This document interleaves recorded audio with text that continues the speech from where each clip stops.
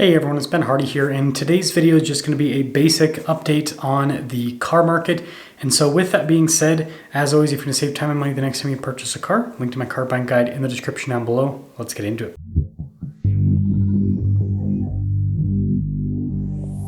Well, today's video should be a doozy. We will start out with the used car market and dive into the new car market. I'll just give you guys a basic outline of what is happening, and then you can go about your day. So, with the used car market, the trend is still downward. So again, we had that peak just over a couple of years ago where used cars were insanely expensive. And we've had some minor peaks since the main peak, but things have continued to fall as time goes on. Again, you look at the value graph with used cars and you get that big peak, and then you have the minor ones and it just keeps dropping down and down and down.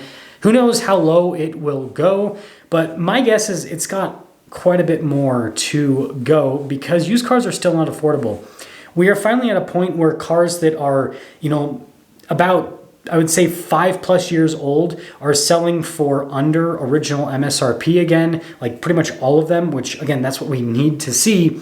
And now we're starting to see cars that are 2+ years old sell for below original MSRP. And so again, the cracks are showing in the used car market, and it's finally starting to look like what it should look like. Again, used cars should not sell anywhere near their original prices. Like, that just doesn't make any sort of sense. A car is a wear and tear item, and so a wear and tear item should be worth less and less money as time goes on. It shouldn't be worth the same amount of money. That just, again, the logic just is not there. So the market's starting to go back towards logic.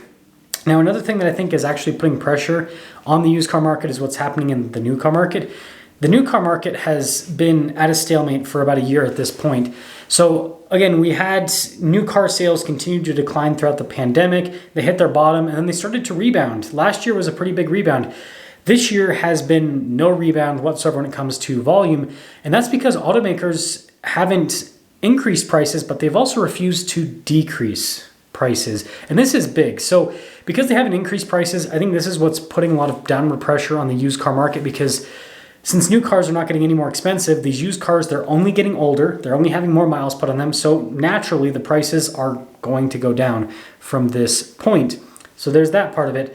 But because these new cars aren't going down in price, that's putting less downward pressure than there could be on the used car market. And it's also putting the new car market in a situation where it's just stagnant. It really is stagnant at this point. You have automakers that just don't want to give up their profit margins they have. They would rather sell fewer cars and make more money per car than sell more cars. Because what automakers think at this point is that the car market could only be as big as maybe 17, maybe 18 million units. Again, that's what we saw prior to the pandemic.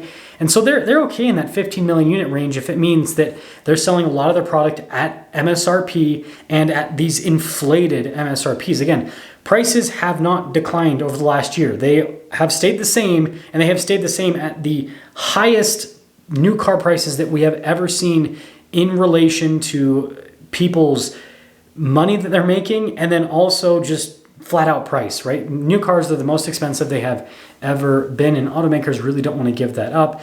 But I do think that it's, a fool's errand to an extent, because this is putting the market in a situation that just doesn't make any sort of logical sense for anyone, because it's, propping up the new used cars. And what I mean by that are the cars that are only about a year old. A lot of those are still selling for original MSRP, sometimes a little bit above original MSRP, just depending on what it is.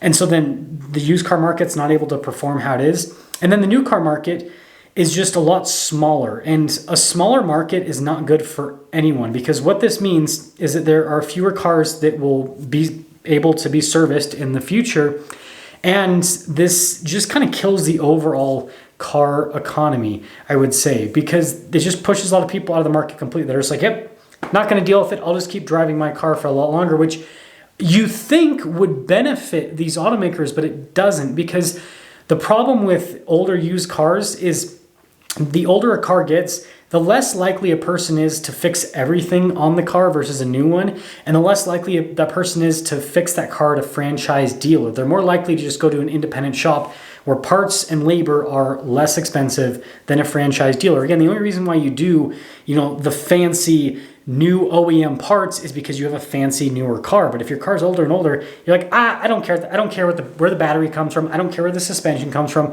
Just make it so my car can drive straight down the road, right? People get to that point. So I think it's one of those things where automakers aren't going to be able to see the negative impacts right away. All they're going to see is their bank accounts are getting bigger because they're selling these cars at higher profit margins in the short term.